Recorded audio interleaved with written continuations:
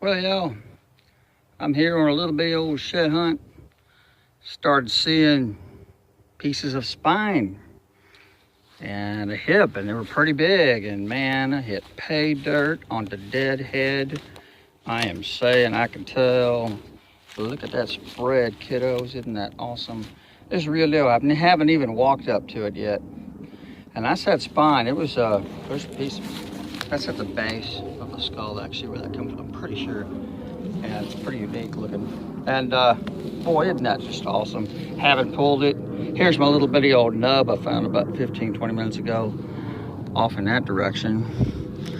And you know what? It's that, there's the jawbone. I thought it might be a shank. That's the jaw. And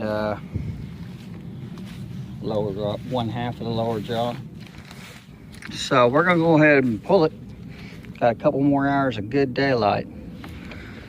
Boy, isn't he pretty? Oh, this is earlier in the season. He hasn't been here long, just a little bit of green. Good Lord. He had gotten out of velvet and then he got had. His tying got broke there in a fight. He's got double tying, or that kicker right there. Not quite a double tying. Boy, isn't that is that's a nice deadhead. Nice stuff. All right. Got me a really wacky looking shed earlier. I already put it in the truck. That was turned sideways. Got bent in velvet. It's bent at a 90-degree angle. Who knew? Anyway, there is an awesome deadhead for today. Dun, dun, dun. I'm in these pine flats, but I was scoping out an area on Google Earth that had, you'll see a pine flat and you'll see an area that has hardwoods.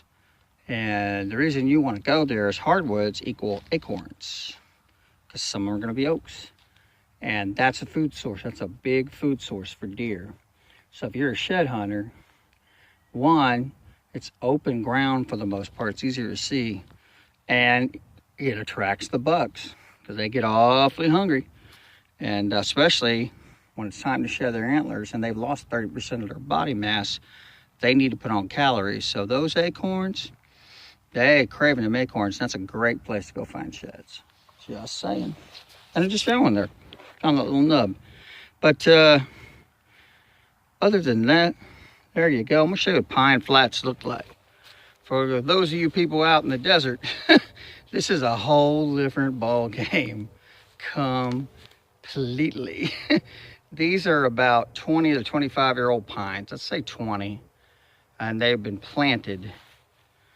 They're just planted in neat rows. And this is what I call the pine stand. And it's going to have really acidic soil.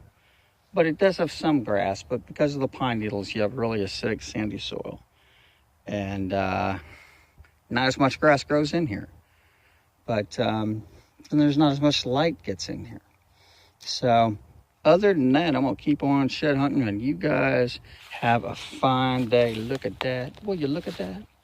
All right, I'll talk to you later. Have a nice one. Bye. Well, y'all, I'm here on a little bit of old shed hunt. Old shed hunt. And I'm going to show you, I'm actually looking at an antler right now. I just want to show you, and I haven't been up to it. This is just real deal. Stop, whipped out the camera. There is an antler right there. So that's a tying down. It looks like 10-point genetic or better. Looks like decent size too. So I just want you to get a look. It's called pattern recognition. And certain somebody told me that it made complete sense. I'm like, So your brain gets used to that shape right there, and it looks for it. And there's tying up also, and they're seeing a base. So we're going to see what we got.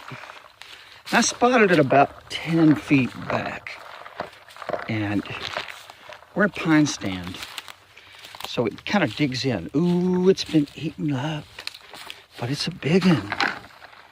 Okay, so when I see an antler like this, the vicious squirrels, those vicious creatures, this is a big boy. Good mass. That's a 4-year-old at least. by the diameter of the pedicule. It's going to end up being a dog chew. Dang, squirrels. Actually, the top there looks like a coyote chewed on it. And then the rest looks, that's squirrel damage right there. And even caterpillars and some other insects. So we really don't have porcupines down here, but in other places where porcupines live, they chew on it also. They crave the minerals. So whenever I find a large one like this, and I've said this before, it is very true. When they're 3, 4, 5, 6 years old, and they lose one of their antlers, their head becomes very off balance because it has enough mass to bother them very much. And they will do everything they can to get the other side off. So this could have been the first one off or the second one off. Don't know. So I'll always start circling a good 30, 40 meters in circumference. And maybe even a little bit more, and kind of hit some of the outside, the trails going away from here to see what I can find. Anyway, I'm going to keep on my shed hunting, and y'all have a very fine evening. There's number one. See y'all later. Bye now.